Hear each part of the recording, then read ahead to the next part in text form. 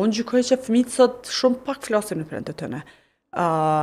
Sepse ka dozavencime të tjera në jetën e fëmijëve, të cilat janë shumë të mira dhe domosdoshme, siç është interneti, siç është teknologjia, po facilitimi dhe mënyra që është përdoret kanjëherë është e gabueshme.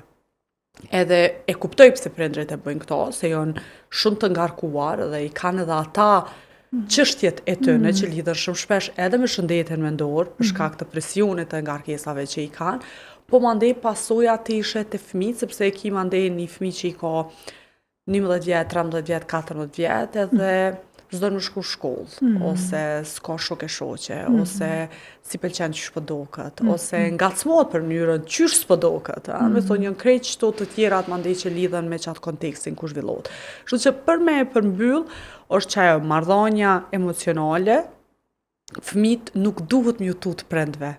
Me thonë, fëmijët duhet me i njoft kufit e prindve, në kuptimin qysh i adresojnë kërkesat e tyre, po jo mu friksu prej prindve. Me thonë, ajo është një marrëdhënie që na se preferojmë, nuk ishim dash me pas.